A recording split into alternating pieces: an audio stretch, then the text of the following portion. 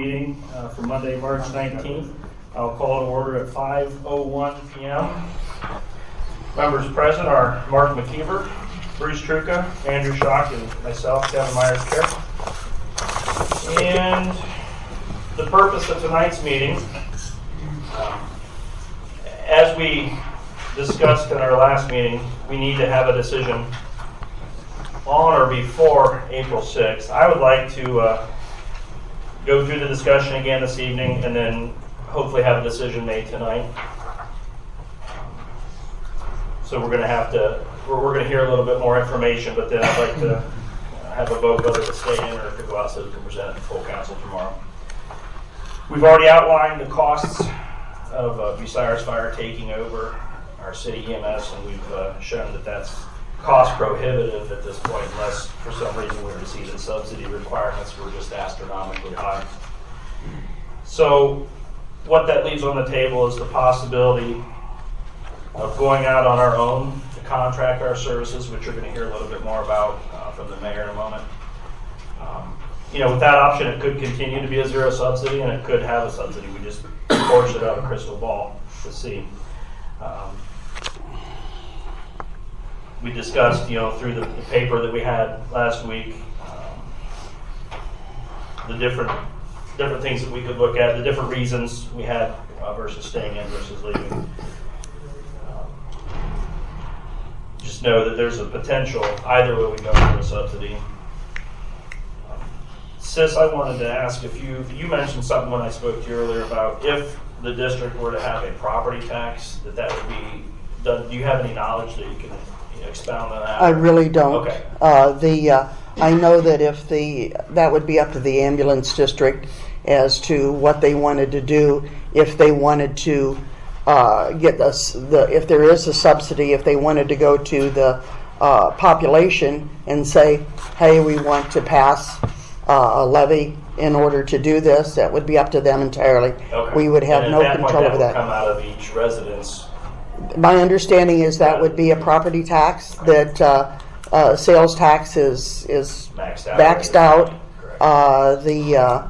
That would be the only recourse for anyone if they needed, and it would have to be, my understanding is that it would have to be district-wide. So it would only include those in the district. Okay. All right. So before the mayor goes through his information, I just wanted to kind of quickly ask the three of you if you had any questions, as it was from our last meeting, before we get into this next topic of it. Mark, anything? Your figures show that we can't afford it. Right. So I think we're looking at now. I mean, if there's any way we can afford it, but we can't. I don't see us as a city affording this. Bruce, anything? No, I have no questions at this point. Okay. Andy? I don't have any additional questions right now. Okay. With that, then, Mr. Mayor, I'll turn it over to you. Thank you, Mr. Chairman. We've kind of come to our recommendation for a decision, and of course, their final is up to the council what they want to decide to do.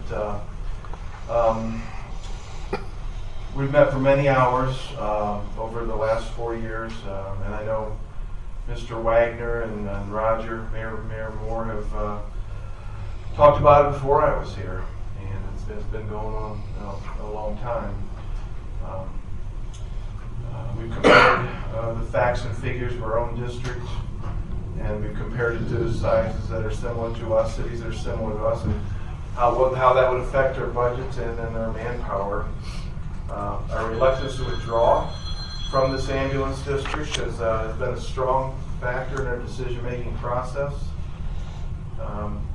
We just wanted to make sure that the townships who make up the district were able to retain coverage if the city of Bucyrus decided to withdraw.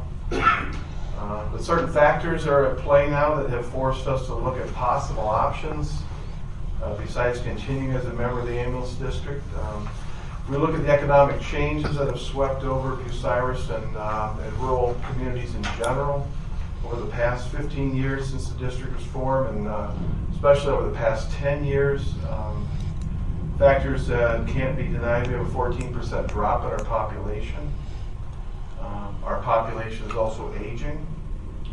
Our tax base, therefore, is reduced, which can be a challenge to keep the level of police staffing and fire staffing what we need. Also, state of Ohio has chosen to implement a tax policy that has been detrimental to us. It's reduced our general fund by approximately $500,000 a year of what our average has been, and compared to 2010, it was even $600,000 lower. We have to make up this loss in revenue somewhere along the line, and the only way you can do that is to cut staff or increase revenue by taxation, or we have to generate revenue, some other additional revenue on our own. City voters were very gracious. They bought us some time for this transition. They passed a much-needed safety forces levy, and beginning in 2014, those funds were collected. Last year, generated about $1.5 million. But if you compare the losses that we had to revenue that we expected, that I mentioned just a little bit earlier, it was $613,000 last year. So subtract the two, you've got a gain of less than $900,000 for safety forces. We spend, just put it in context, we spend approximately $4.2 million on safety forces in the city of Bucyrus. And as we mentioned earlier, when the police department was here requesting, additional manpower, I mentioned this figure. We had a $351,000 general fund budget last year. Okay, if you want to turn your phones off, go ahead if you can. That's all right. Turn them on by vibrate. All right. The primary job of us as elected officials, I'll speak to city council members here. We have to promote the well-being of our citizens and the people who put us in office. We do a good job of maintaining city services. Refuse pickup, city streets are in good shape. We've also invested in a new water plant, $25 million, that will serve us well into the future. Our safety forces, many of them who are here tonight, continue to excel, and we're proud of both our fire and our police departments. But we have to look to the events of the recent past and to possible events in the future to see the changes that are required. And if we look at the net revenue that has been lost by not operating our own ambulance service, the figure is conservatively estimated over $2 million over the last 15 years since we have been in the ambulance district. That's net revenue, not gross. So towns like us average about $100,000 to $200,000 a year net. So we put in the figure 150,000, multiply times 15. So the question we must ask ourselves, are we being responsible to the taxpayers to subsidize a district, the ambulance district, by this amount? And I would conclude that it's irresponsible to those taxpayers who put us in office. There have been comments about the accuracy of our gross and net figures that have been discussed in previous meetings. I strongly disagree with those comments that operating our own ambulance service is a drain on finances. And all you have to do is look at other communities our size, and larger communities, smaller communities, our own county, and the state. We are one of the very few that does not operate. There's a reason they operate ambulance districts. Is because it provides money to the bottom line. It provides money for manpower, it provides money for equipment. This would not be done by other cities unless it allows for that funding. Simply, we ask ourselves, do we believe our current ambulance provider does not make money? Yes, we would have an initial investment, as Mr. Chairman has pointed out with his research and in-depth research, which I compliment him for. But we have solid evidence of profitability, and no opinions can outweigh these facts. After the first year or so, it's going to make money for the city. Other factors have contributed to the decision-making process. Our power as a member of the ambulance district is skewed against city residents. We represent half the population in the ambulance district, but we have just one vote out of 16. We bring in a majority of the revenue, but would have to bear nearly 50% of any subsidy that may be agreed upon by other members, which in effect would become another tax on our residents. And we cannot control the quality of service. We've already seen the ambulance board remove requirements for performance bonds and agreed to changes in level of service. In addition, the ambulance board may vote to fund the district with a property tax that was discussed earlier. If passed, city residents would again be paying for subsidizing the district and would in fact be double taxed, since we already have a safety forces levy in the city of Bucyrus. The power that the ambulance board has over our residents is unfair to those city residents. In short, we have little control of bid packages, acceptance of bids, subsidies, and future taxation with regard to the ambulance district. I have come to the conclusion that it is not responsible government on our part to allow this level of risk to our citizens. In addressing these concerns, we reached out to the ambulance board and presented a way to keep the city of Bucyrus in our current ambulance district. It involved allowing us to operate our own ambulance that would take the second call in the city of Bucyrus, asking that the new contract be written, put out to bid with that specification. This looked like a compromise, a win-win for the townships and the residents of Bucyrus, as well as the future ambulance provider. And this proposal was rejected by the ambulance board members. That leaves us with a few options that we must decide to take a course of action very soon, as Mr. Chairman mentioned. And I'm going to summarize the two options that are on the table for 2018. The first option is to remain in the ambulance district. That's something you would have to decide to do. I'm going to recommend against that from all those reasons I mentioned before. But most important among those reasons is our responsibility that we owe to our 12,000 residents for their own service level and taxation level, both in the past, the money we're leaving on the table that could certainly go to help our general fund. So that becomes the second option, and I think this is the preferred option.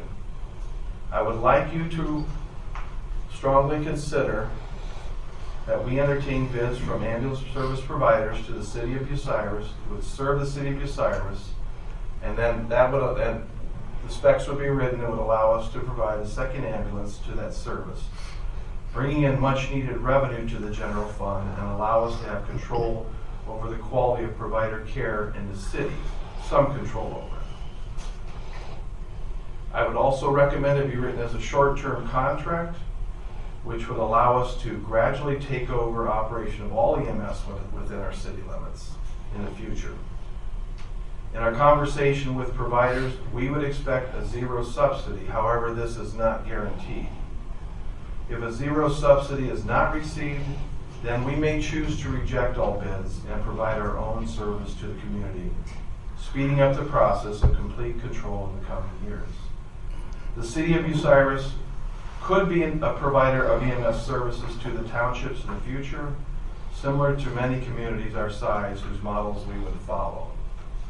In conclusion, as Mr. Wagner and Mr. Ratliff can attest, we have spent hundreds of hours exploring all options for providing EMS services to not only our residents, but to township residents. It's clear that our first responsibility has to be to our 12,000 citizens. Economic factors have required us to make changes to be prepared for future growth and prosperity. And it is only by recognizing the need for change, and change can be very difficult, and we have to have the courage to make some difficult decisions. If we don't make the courage to recognize and make these decisions, it will be very difficult to remain as one of the premier small towns in the state and in the country. Thank you, Mr. Chairman. Thank you, Mayor. Where did Rob go? Mr. Truca. So what are the costs involved that you foresee? I mean, are the costs similar to Costs of I mean, or what are the costs? What I'm getting at is what is the breakdown? Is if the city wants to run the ambulance sooner than later, where are the costs? I mean, what are the costs involved in this proposal by the administration? We already have an ambulance now. We would have to invest in a second ambulance, which we could lease. So we have money in our fire levy. We have about 130,000. 35,000. 35,000. So we have the funds available right now, so which would provide for that second ambulance. There may be some upgrading needs to be done to our, although there was some dispute or discussion on that, we may need some upgrading to the current ambulance that we have right now. So we don't really, I mean, we have the funds available right now to start. So then personnel, then, what do you foresee? Well, I'd rather not get into that right now. You know, because we have discussions with, have a labor management meeting with the fire department about that. But I just tell you from the city of Galleon, they operate their own ambulance service with same size of staff as we do.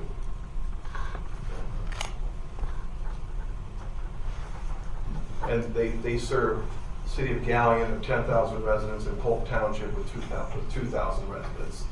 So at the same size. So it's roughly the 12,000. So it's the same exact number of firemen and EMS and all that. Yeah, they're similarly sized departments currently. Any other questions at this point, Bruce? No, I just was trying to compare. Yeah, I mean, I have a question. I mean, the question I have is, you know, the evidence of solid evidence of profitability, but we don't know what the staffing level is going to be yet. I mean, that's hard for us to determine that if we don't know how many people are going to be on staff. We're proposing that we become the second ambulance, so we're not going to be proposing to do like Galleon, you know, where they are the sole provider there. Okay. So we're not adding staffing to become. There's no. So to just to make sure to clarify, your suggestion is that we contract with a private Yes. company to provide one ALS ambulance to the city of Bucyrus, where we would then back It would be the them up. backup. Okay. And that's how we would start to be the backup, which is what we proposed to the ambulance district. So we would not, we wouldn't have the personnel investment that was talked about. So we wouldn't have, at the same time, we would not have the same amount of revenue. So we wouldn't be netting, as much revenue as we would if we had our own, which would allow us to, basically test the waters and see how we would do. I'm still thinking, this is not going to be, It's not an easy decision. pardon me, damned if I do, damned if I don't. I mean, because, I've been talking to you also. I'm not totally against it. I just,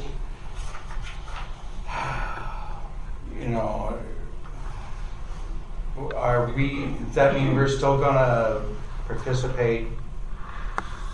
Are we pulling completely out? Are we gonna participate in the ambulance district? If you choose my recommendation, no, it would be, we would contract with a new service provider for the city only. So And we hope to have that at zero subsidy. Okay, hope. hope it, Well, as what they say at work, we do not say hope. It is either yes or no. You can't say hope because we're talking. I can ask the auditor here. Hope doesn't work on you, does it? I mean, because the money's got to be there or not. How about I would say we plan for zero subsidy? Does that make it? This is True, but I'm saying there's no guarantee on that. It's an unknown until any bids will come in. And So how much? then you still have the option. We have the option of doing our own. Then, Mr. Shaw. We currently have a zero subsidy provider right now for the full district. I mean, I don't know what the bid process is going to flush out, but as it stands right now, that's what we have. I mean, and that incorporates full district. I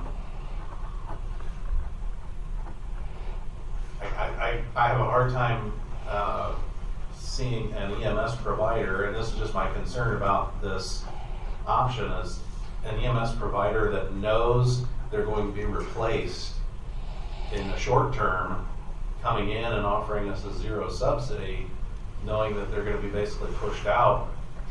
No, why would they be pushed out? Well, is that, I mean, isn't that No, the idea? It's a short-term contract allowing us to gradually take over operation of all EMS You within can city make, limits. that council can make a decision in a year or 2 years if they like the current way it's going and the revenue, they can continue to go down the path of if that's working out, you know. But that doesn't necessarily, you'll make that decision in the future. I just am expressing the concern that we don't have these bids in, and that the zero subsidy, I don't want to assume a zero subsidy. For at either all.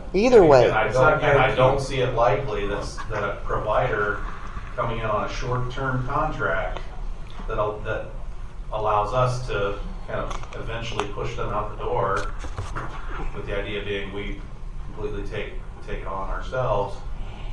I don't see them coming in and doing it at a zero subsidy, because it's just the profitability issue of setting up. Well, you could choose. You're not setting up for long term. You could choose. Excuse me, you could choose to do a longer contract if you so choose, as part of that. The higher If you think a 3-year contract would be a better way to receive a zero subsidy, then that's something that council could choose. The Ohio Revised Code currently says it's a 3-year contract if you have an ambulance district formed. If you are apart from a district as a sole entity, there is no requirement for so there are cities, Shelby, for instance, does this, and they do a 1-year renewable. Other cities have done multi-year contracts, so there's no stipulation. Mr. Hassinger? Question for you, Phil Mucker mentioned all of it. You stay in the district and the city shares a $200,000 subsidy, where do you get the money paid for? It's a good question. And that's a question I think that ultimately goes to the Finance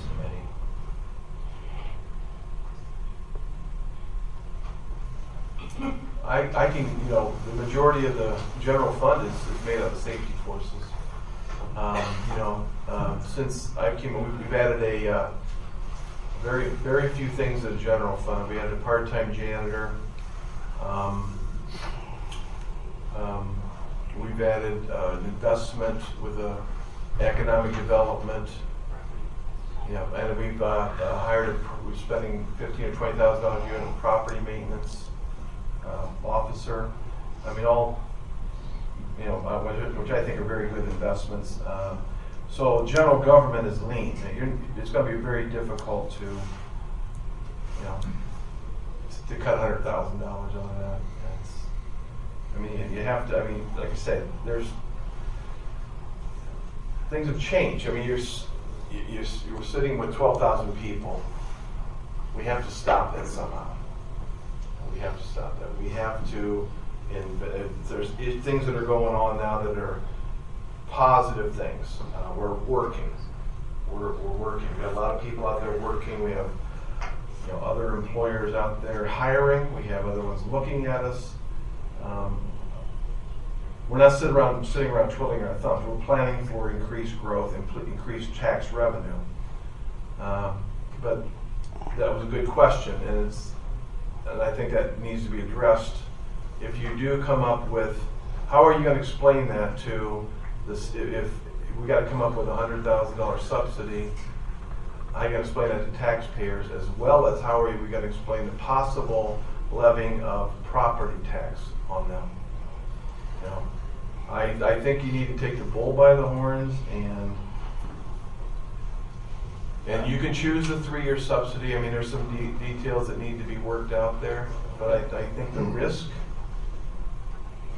There's risk in both of them, there's no doubt. There's not any of them that are, but the providers that we've met with, they have told us personally, the only reason the city of Bucyrus provides the majority of the revenue and is in a tight area, and the reason would let you conclude that the more farther out you've got to go, the more staff you've got to be covering. And the reason would conclude that the subsidy for this area that we live in would either be very low or nil. Mr. Shaw, and here's another concern I have. We're a couple points in the letter here. The loss of revenue, has to be made up. Just the general loss of revenue, and then bringing up the issue of we've invested in the new water plant. We've got to expand the footprint of the water plant, of what the water plant serves, and we're talking about cutting off the townships. The townships are going to likely see a high subsidy if Bucyrus pulls out of the district. My opinion. Anyone else? I mean, that's my thought. Okay. My concern is if we pull out of that district, the townships now see the need to come up with a large subsidy because they now no longer have the combined purchasing power, essentially, of being part of the larger group, including Bucyrus. And now we want to expand the water footprint, and the townships, we're now going to the townships, asking them to play ball on expanding the water footprint after we've just cut them out on the water, or on the ambulance district. So I guess I'd be interested in your thoughts on that. Yeah, my thoughts, we've been in the ambulance district 15 years. 17 years, excuse me. Stand corrected. Subsidizing the townships, you could make a strong argument there. As we're building a new water plant, two of our most populous townships have reached out to a competitor of ours to contract with water. Not even allowing us, after subsidizing all that for 17 years, even a chance to make a presentation. I think it would have gone both ways, but there's. No, I don't agree. see that. I understand from our, and we've talked about that too. We've gone over that and for a long time. We've all discussed that, but for some reason, some of the trustees hold grudges against the city, and I don't know what the reasons are. They may go back generations. I have no idea, but.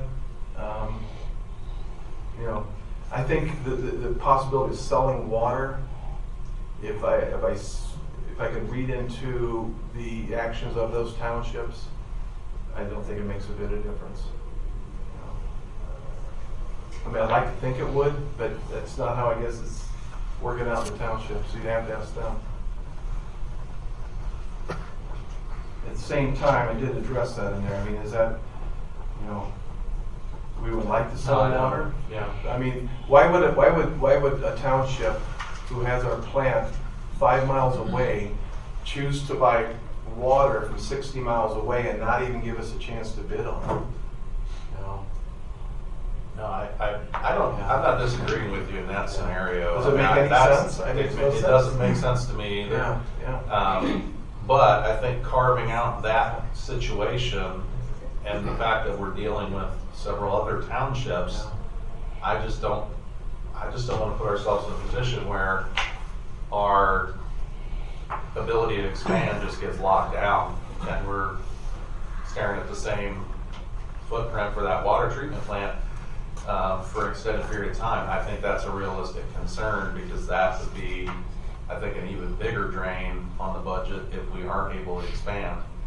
And I think that's it's more of a political consideration than a. I don't know what the numbers would be and what the effect would be. The payback, if I can, sorry to interrupt you. The payback for your own ambulance district is immediate. The payback for selling water is going to take 20 years. But we have infrastructure we have to build, and that's quite expensive. So it's going to be 20 years before you're going to see, you're going to see the return on that. I'd like to ask if there's any comments or questions from the public. Mr. Miller? Which suppliers did the administration talk to indicate that the city's business would make it more lucrative? What's that, excuse me? Which suppliers have you talked to, potential bidders, that's indicating to you that with the city being the majority of the runs? I'm not prepared to share that. Those have been closed door meetings? Pardon me? Those have been closed door meetings then? No, we Well, it's public information, the, the meetings. If you've had meetings with suppliers, that's on. we've had conversations with them, brief conversations with them. Ooh. Yeah. I'm not prepared to give you that information at this time. Okay, I'll have a public record question for that. To the committee, when you consider and compare against Gallion, consider Polk Townships writing them a check for $250,000 a year to subsidize that, which you will not have from the townships around the cities. We're going forward one way or the other. So keep that in mind. As far as not having to stay on the board, I've been there since the beginning for many, many months. Your city rep.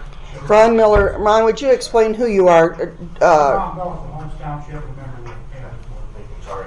a lot of months go by where your city rep never shows up in meetings for years. So as far as not having to say that, that was the person for sure. Yeah, as much day as anybody else. Thank you. But if I could address the one comment, there's the figures involved. Polk Township have nothing to do with the bottom line from their revenue. But we know they have a deal with that on providing the ambulance, so that's over and above. We're not even including that. Jason Long. I'm president of the ambulance board representing Sandusky Township, and I just want to make a correction to one of the statements that Mayor made was that the board rejected their proposal to be involved in one of the squads to run on that. And the only thing rejected was the thing he left out was that in that proposal was $200,000 that they wanted the provider to pay them, and he wanted that in contract. Well, we've just seen that as being a reason that the provider is just going to add a subsidy for that $200,000. So we disagreed with them charging that up front and said we could do more of a per run basis. But that's the only thing that we rejected. And at the end of the meeting, I went through every rep on that board and asked if, are we willing to work with the city if they're willing to work with us and be a provider within the contract, and everyone said yes. So we did not reject working with the city. Mike Hasker, you get your hand up. He answered the Okay. question.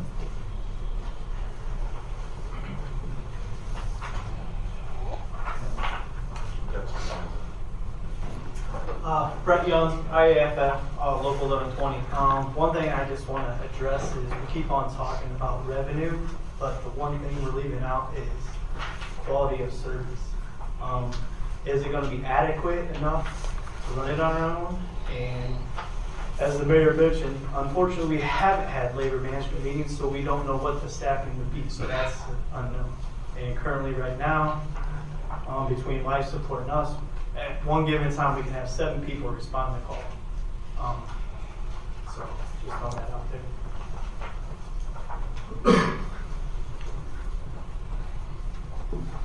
Mr. Chairman, just a point when you're talking about subsidy, we know just as much about the district getting asked for a subsidy as we know about us getting asked for a subsidy if we go out to do it. It's an unknown. It's a total unknown for both entities at this time. We absolutely just simply do not know that.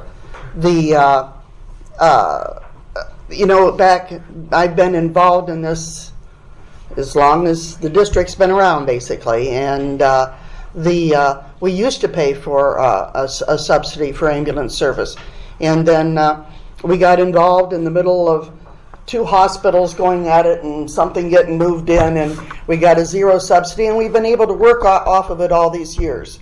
And it's been a savings, I think, not only for the city, but also for all the members of the ambulance district. But things have changed. We have a drop in population. We've experienced all these things, and I think we're getting to the point where there's some of these things that we can just simply no longer count on. We have a representative here from the ambulance provider. What do you have to say about any of this? Please identify yourself. My name is Justice Ives. I'm the COO for Life Support Team Ambulance Service. And I'm here as a taxpayer too. I live in the city. Now, I don't want to see my taxes like anybody else. I don't want to see any of my taxes go up, my property taxes or anything. You know, be it if we bid on the contract and get it, or whoever does, or if the fire department takes over. Like I said, I've worked with these guys for many years. I've been doing it for 40 years, and I know most of these guys, and met their families and stuff. They do the job just as well as we can. But like I say, we're offering the service to keep the tax as low as, number one, as far as I'm concerned. The only other service that we'd be offering if, fire department's not doing is, out of town transport service too with it. And like I said, like Sis said, we've seen them come, we've seen them go. And it seems like every contract or every other contract, we come up with this stuff, well, we're going to start our own ambulance service. So we just gotta, let the city fathers go through it and see what happens with them. And if they do, there's nothing I want to do that's going to be able to change it. I say I'm not the owner of the company. He's the one that makes all the big decisions with it. All I do is keep the company here in Bucyrus, keep it going for him. So since we have you two gentlemen here representing the ambulance district, are you telling us right here, right now, that what we've been told, that you would object to going for a bid for ambulance service if it included Bucyrus being the second or third ambulance out on it? That's what we were told, that you said you would absolutely not go for bid for that type of a contract. You never said that. What was stated, if I recall, was that our counsel, Matt Krall, said that we would not be able to put that into a bid request. However, the winning provider would be allowed to subcontract. It was the dollar amount that was not allowed to be specified, is how I took that meeting. Yeah, we decided as a board the dollar amount was not something we wanted. But it's already in the current contract, and I understood that it would be continued in future contracts. The winning company has the right to subcontract, but it couldn't be put in there who it would be subcontracted with. We could list the city as that subcontract is. And the only thing that the city's asking for under that scenario would be that we could bill for the runs. That's right. And bill for it. And receive people. I think that's the way I understood it. Yeah, it's been brought up in several different ways. One was asking for a subsidy from the company towards the city. Another was the offer that was made last year by the company was to pay the city per run. So there were several different options that were tossed around. But when we went to the February meeting of the ambulance board, that question was, I brought that question up on behalf of the city, and Mr. Krall was the one that stated that he did not feel that we could go out to bid, stating that the city would be subcontracted for a fee. It would only be on a per run basis. Okay, so then the next question for you that we've been told. We were told that if there was a subsidy on the contract, that there were several townships that would withdraw from the district, because that's what we've been told, that there were several townships said that they would not pay a subsidy. They would withdraw from the ambulance district, which then puts more of a burden, of course, on those that remain within the ambulance district. Is that true or is that false? Once you're in the contract, you're in. subsidy or not. You're not, once you write a contract, you're not pulling out once your name's on. You're leaving. Well, would their name be down there? Sure, once they commit to the resolution, if they're in for the next contract, they're in. And they've all been asked to commit the same They're as not we gonna have. pull out once you find out there's a bill. Okay. And the thing about you guys being the third truck, what come up, that's gonna be a nightmare for a private carrier. Who's gonna assume liability? Are you both gonna come, are you gonna come to the ambulance board and represent your truck? And the scenario was played out is, what if the third call's in Auburn Township and your truck's up there and your city residents find out it's up there? The first question is, why is there a city truck up there? This is gonna be a nightmare.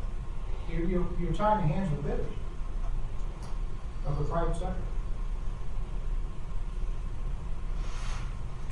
Mr. Truca. Where did the $200,000 come into this conversation?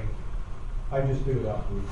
Yeah, but I mean, all of a sudden 200,000 comes and then Ron Miller answers it and he says, well, that's where the 200,000 come from. I don't have any facts and figures on 200,000 in any of my paperwork. That's what I was wondering. That was in a previous discussion when we were talking a what if scenario. It was never. So when I took the question to the ambulance board, it was a what if, and that was just a what if number. There was no solid hard facts at that point. But what if the 200,000?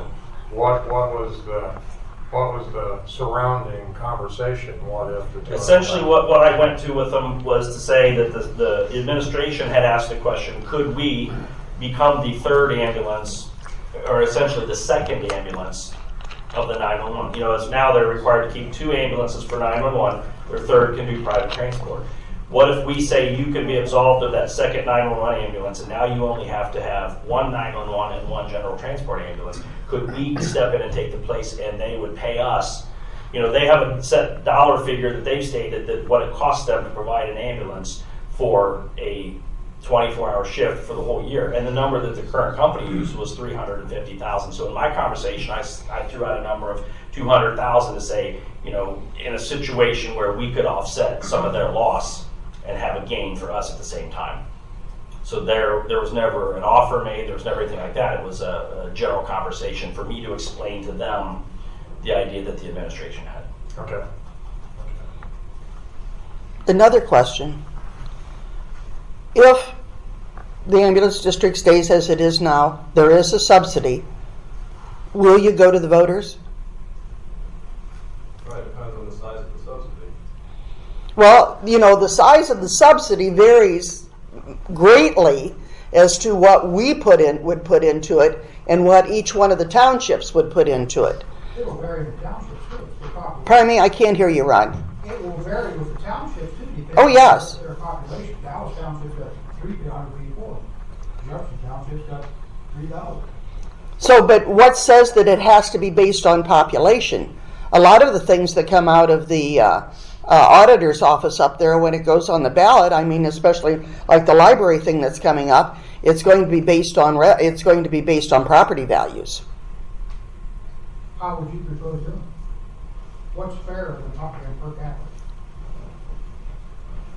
Well, the numbers that I saw several years ago, Ron, it was a big difference. And the big difference was us actually saving money. And it was costing the townships more based on both per capita and per property values. The auditor ran those when Robin was still in there. This was, I don't know, probably about 4 or 5 years ago. We looked at those numbers to see what all it would entail. And those numbers always came out that the city was paying less, the townships would be paying more. We always just took the population at the beginning and divided it up. And the other thing you gotta look at is you've got the better end of the stick. The ambulances, they used to be started. You've got better response time than the townships get. That all depends on where the words. That's an unknown, though, unfortunately. It's known today because rigs are right down there on Studsky Avenue. You got a 7-minute response time. All the townships got 27. What's that worth to you? I see your point now. Exactly.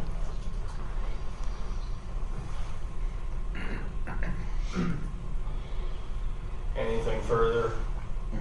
Kevin? Kevin Phillips, I live at 1410 Winwood Drive here in the city. Was anything addressed about the billing if we're the second truck or third truck, whatever, about the hard bill, soft bill? We've talked about a discussion, but no decisions have been made on anything yet. I think that would all be. 'Cause I'm not sure how that would be fair for some residents versus others, you know, with them providing an ambulance and us providing an ambulance. So to elaborate on what you're saying, just to bring everybody up to speed, I think what he's getting at is if the private provider goes out and does a transport, and then the city ambulance goes out and does a transport, one's billing for the full amount, whereas the city provider or city ambulance should be billing as a soft billing. Is that? Yeah, like Clear. you are hard bill and I'm soft bill, or vice versa. You know, we all live here in the city. How's that fair? And I don't know the legal part of that yet of what, that's down the road. We haven't been able to discuss what the options are, what's legal or not. So that remains to be an unknown question. Ron? Kevin, what figures were you given if the city can do it and make a profit? The mayor said it would be a moneymaker of the year. Well, those were the figures in What my. collection rate were you using? Say that again, Ron? What collection rate were you given on those figures? What I did, that's a report that I put out last week. We were looking at what was billed and what was collected. It was 39%. And that number was quantified a couple different times. I used LifeStar's numbers from 2014. Also looking at the City of Guyon's numbers from 2017, both which came out at 39%. So in an estimation, and using Guyon as a model, Guyon in calendar year 2017, they billed $833,194 and they collected $332,170, which is 39%. And that's the effect of soft billing, essentially. They're taking assignment from insurance companies and then writing off the rest. But if I could add something. Sorry. The way the insurance, every insurance provider works on Medicare allowables. You can't bill $1,000 for an insurance fund that Medicare is going to allow $350. Or you can bill $10,000 for it, but no one is going to pay $10,000. They're going to pay $350 or some percentage of that. So the $800-some thousand looks like you're losing a lot of money, but those are built in. Same with your hospital bills, doctor's bills. You'll look and see on your EOBs, it'll say, this is what we were billed, this is what we allowed, this is what you owe. It's the same way with the ambulance, just like any other procedure that's provided by insurance. So it's kind of a, the 39% is what would be a more accurate, probably would be, of the soft, like Kevin brought up, the soft billing and hard billing. How much of that 20% copay, which typically you have to come up with on most of them, except for Medicaid, how much of that you're able to collect. That's probably a sign of how well you're doing. And we've had these discussions, so we've been discussing lots of great questions, and you can see how it's taken us years and years of discussing these questions ourselves, because it's not an easy solution. It's very complicated. And as a point of reference, using again LifeStar's numbers from 2014, when you break down the calls within the Central Joint Ambulance District, everything that was paid, 50.3% was Medicare, 16.6% was Medicaid, 18.4% was employer supplemental insurance, and 7.3% was private pay. So the majority of it is Medicare, Medicaid. Are those all 911 calls or? Yeah. Billing? Yeah, that's billing from 2014 for all 911 calls. And just to be clear, that's all we're interested in doing is 911 calls. We are not interested in doing the transports. So. How much income do you anticipate generating a year? Between $300,000 and $350,000 income, gross income. I mean, the figures are out there. You can, with our with our current billing system, MediCount, they have the figures for every entity, and they have the percentage of collection, and They know what everybody makes, and it's all public information. We've met with them on more than one occasion. So these are not pie-in-the-sky numbers. These are hard numbers that any business model would look at and, say they're legitimate numbers. Brett Young, IAFF Local 1120. Just a question for you, Mayor. The money that's generated from this EMS, is it going to be reinvested in the fire department? The auditor probably can answer or the law director's not here, but what are the requirements for the funds that are generated? Do you know how those are they kept in a fund, an EMS fund? I think that's the law, right? That they would become. Since we've never had ambulance service at this point, Yeah. With my research, any reimbursements that we're getting is going into the general fund, but of course it hasn't been that much. with my research that I found, the Ohio Revised Code states a township has to put it into a specific fund. A city does not. Okay. By the law. That's not to say what we would or wouldn't do. Well, you have to clarify that, I'm sure, with the law director. So But if money we goes should. back into that, would then we see a reduction in general fund money then?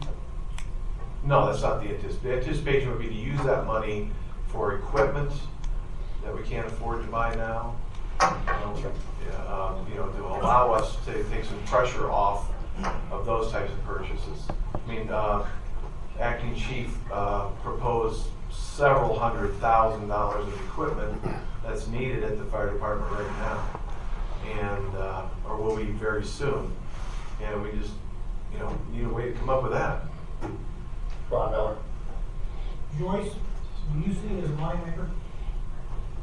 Figure zero there. I'll just leave it at the mayor and I have differing opinions. It would have to be proven to me, and I've not. To me, it's speculation and opinion right now. I don't know. Mr. Chairman, like I mentioned in my report there's a reason that the vast majority of communities our size do it. It provides an avenue for taking pressure off the general fund by providing those equipment services that we can finance that we wouldn't have the money to provide it, or if we need additional personnel. Now, we would not enter into this lightly. We didn't feel that we could, especially running the second one, there's a small investment there. There really is a small investment. Now, the revenue potential is much lower. But if council so chooses, it would allow us to do this, and we'll see where it goes from there. Tom Walker, Bucyrus FOP Lodge 68. Again, thank you guys for the effort that you're putting in here. I can see that there's been a ton of research done both by the Mayor, Safety Service Director, and having known Mr. Myers for several years, and I know he's not a slacker when it comes to this. So good report. It's an excellent report. Again, I go back to even with all this wonderful reporting and investigation's been done by these folks. There are a lot of unknowns. We sat here throughout the entire meeting, and all I've heard is, I don't know. And I again point out to City Council that in a situation where we're all aware of one of the largest employers in our city, we could possibly lose them, which is a huge unknown. And if we do lose 250 jobs, that's a significant amount of money out of our general fund and also out of our levy.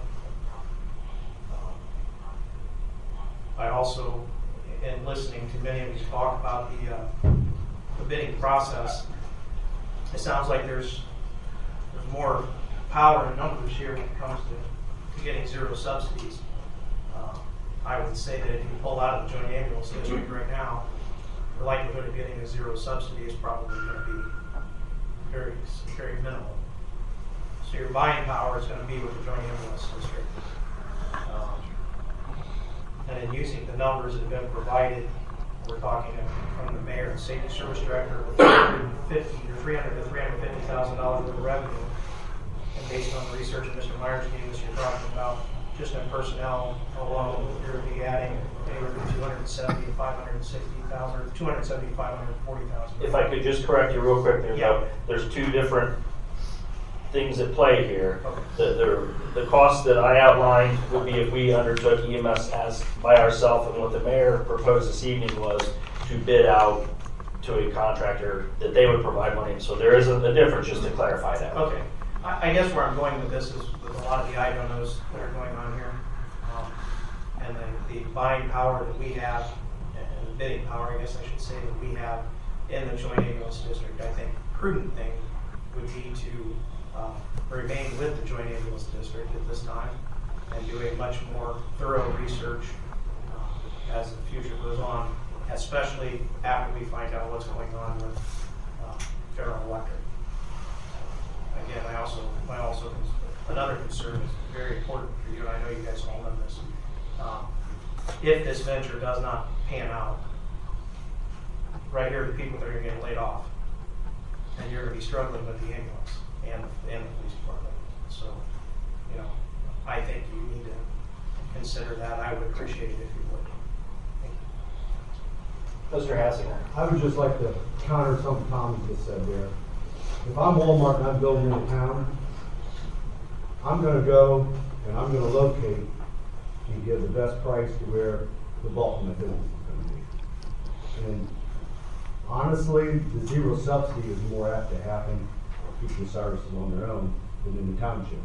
They're making 90% of their money here, and they're not making it out there. Especially if you put the fire department as a backup.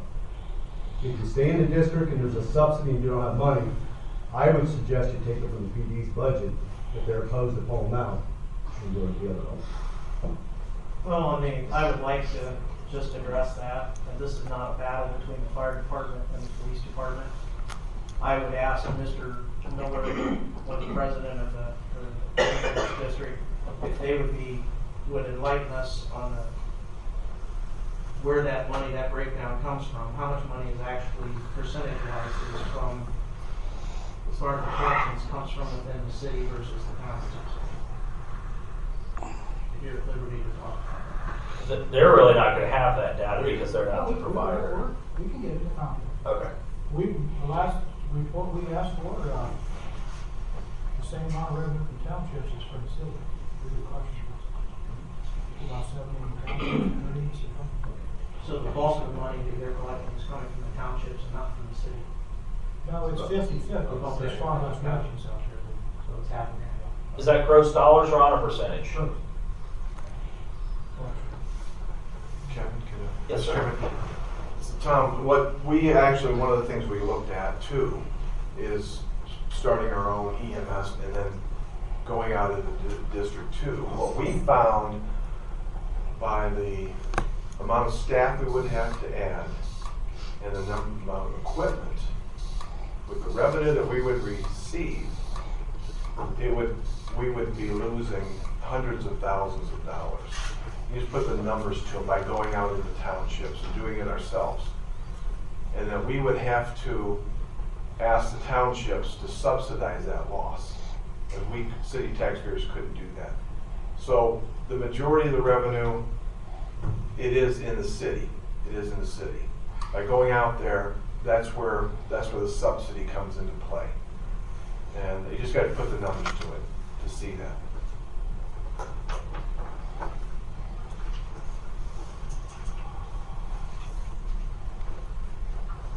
And if that would be because you have to add, extra ambulances for that coverage, you have to go more miles, and you don't have the amount of calls.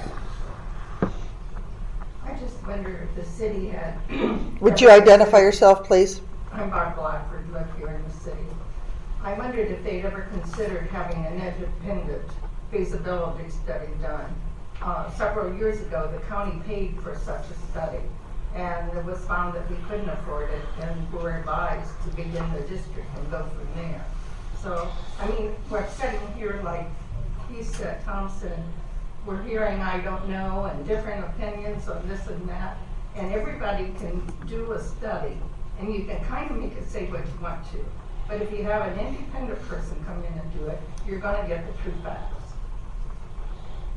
But Mr. Chairman, I'll respond to that. Yeah, I mean, you have to be able to put some trust in elected officials to be able to do that for you. You know, and we have looked at the numbers. You know, we have explored every number. The other thing, there's a cost, obviously, to doing so, and there's a time factor to do that too. We feel by looking at those numbers, and the evidence is out there. If you do a case study on our size of community, I think all you have to do is look 15 miles to the east to see what ours would look like and to see what the revenue. We've got a working example over in Galleon. It's almost identical to what we would have. Of course, some of the Round Polk Township stuff, but we know we wouldn't have that. It's not going to require that that we need to go out, and we didn't feel required that we need to go out and do that, because the evidence and the other people that we've contacted, talked to people that have done it themselves or doing it themselves right now, as well as the billing. We've got a lot of facts and figures that we have been putting together on our own. So we feel that we would have a pretty good plan. We'll leave it up to council to decide which way they want to go. Initially, we're not asking for us to take the whole thing over. We're just asking for some additional revenue to help us to be able to provide some equipment purchases in the community, which would be the bottom line here. Mr. Chairman?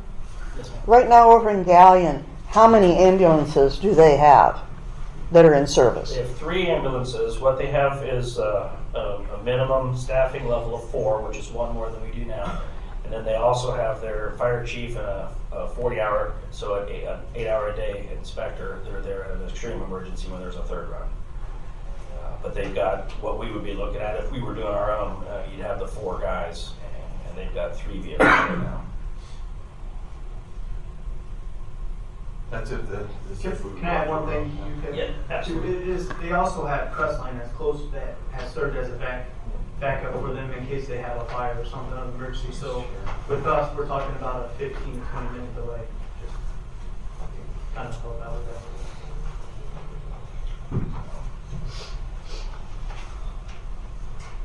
And to Mrs. Blackford, to hit back on your point, I did review the feasibility study from 2001 that you're speaking of for the county. And I did review that, and I agree. I think that's something that we ought to consider looking at again in the future, because the information on that is 18, 17 years old now. And, so I did take a look at that, at least with the information that was contained here in there. So I guess the other question is the April 6th deadline. Is that in stone? And I think out of fairness it needs to be, because they do need to know what we're doing so they can make their plans one way or the other. Sir. Brett Young again, IFF Local 1120. One thing I want to point out is with IFF, we actually have independent feasibility studies that we could run if we were involved in this a little bit earlier. We could have brought something to you guys at no cost. Just throwing it out there. Thank you. We just went through the level of staffing at Galleon, just so everyone, just to clarify, I'm looking to see, as far as our current level of staffing, what level of increased staffing would we need to match the level of staffing at Galleon? Are you talking if we took it over on our own, or No, if we I'm were talking providing? I'm talking about the option we're talking about here today. The option. For us to be the second and then the 3rd vehicle, as we pointed out last year in this ambulance district, I'm going to make sure I give you the correct number, but I believe it's 21 occasions that there were 3 runs. So we're talking about a small percentage of the time there. It was 21 occasions where there were 3 runs at the same time in the city. So in the mayor's proposal, he's addressing that a private provider would be your first unit, and we would be the second, and then if needed, the third unit. At the very bare minimum to do that, we would obviously need 4 to staff 2 ambulances. Now, whether that's considered down the road to increase that number to also have firefighters available in an instance of a rescue or whatever is a whole other issue for another day. But we would have to increase our minimum man by 1 currently, to do that. So the cost we would have would be the minimal cost of going to a minimum of 4, and the cost of leasing a new ambulance. So we would have a small investment in that. Joyce? I just had a question. I mean, you have 5 on a shift. Okay, so how often are you only at the minimum of 3? Depends. Probably 50, I would say probably 50%. And I mean, Has that changed when since you summer? add the more of a workload as we did in 15, we had a lot more people out on sick leave. This is something that you possibly look at more is more people are going to be out on BWC claims or getting hurt on the job a little bit more. So, because you're taking on a little bit extra workload. And if we do like the second run, we're looking at possibly over 1,100 more runs. So, which last year we did 900 minus some, so probably about 1,800, which about the same as guys. So. Is that 900 that you responded to? 900 responded to. I said For minus fire and EMS? Fire and EMS. Okay. That you actually responded to, not counting any standbys and things like that? No. Okay. No. Actual long calls, reports. Joyce, how many firemen are at the age that, how many could retire in the next 3 years? Approximately. We've got one going this year. 2 people. Yeah. Yeah, I knew John. I knew John was close. So that means we'd have to hire 2 new ones. Plus then we'd have to somehow staff to get to 4. And that was addressed with Mr. Wagner. Essentially, the policies and procedures we just need updated to where you now are allowing 2 people to take the day off. You would then change that to only 1 being allowed to take the day off. Did I summarize that correctly? Yeah, but I want to make sure that the fire department knows it has to be a discussion with them, with their labor management team. But Joe, we knew what route we were going.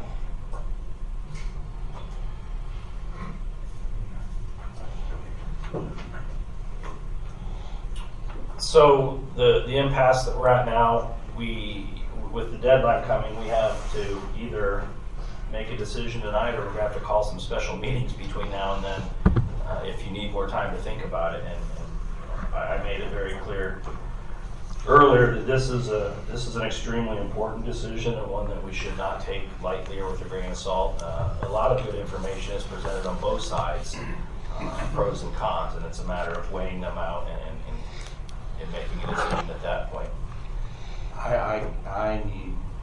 We need a couple more meetings because we got until the 3rd. We have to have, no. Our meeting on the 3rd for full council. Council has to approve it by the 3rd, or we have to call a special meeting. So I'm not saying let's wait clear to the 3rd. We'll have to now, because if we don't do it tonight. Right, tomorrow night, and then our meeting in 2 weeks. I'm just stating my opinion. Bruce, Andy, I'm just saying I can't make a decision myself. This is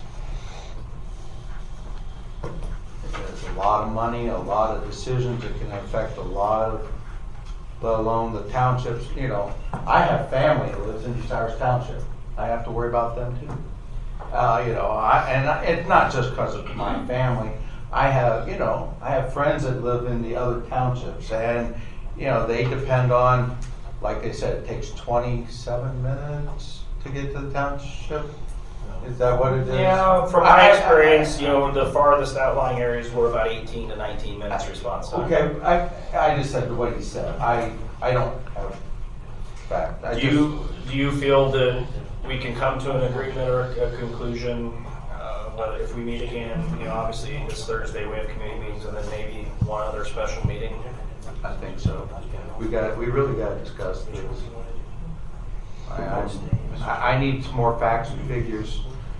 I could need even to know how much it's going to cost the city.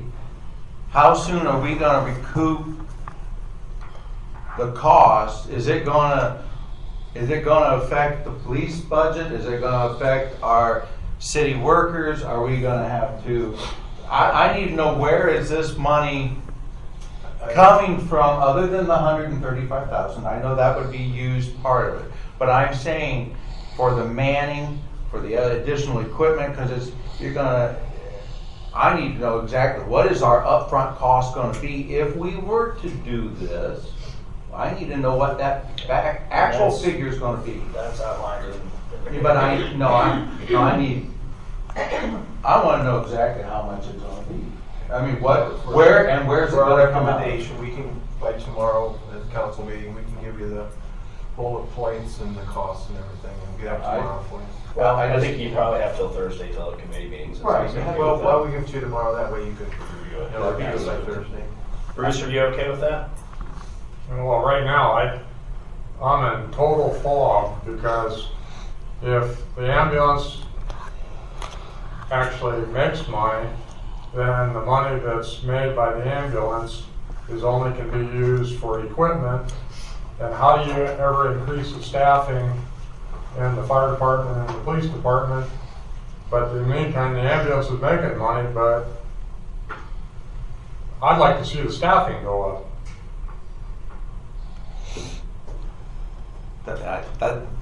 I'm with you. I'd like to see everybody made whole. I go right back to that levy again. I had the intention that's what I thought that money was going to be used for. And yes, okay, the ambulance can make money, but I would like to have it so it's more in black and white. But I'd almost like I don't know. For the information, as far as I'm concerned, for the information that's in front of me right now, I don't see how we can do the ambulance. For the information that's here tonight. To do it on our own, I think Right. we kind of already came to that conclusion last week. Right.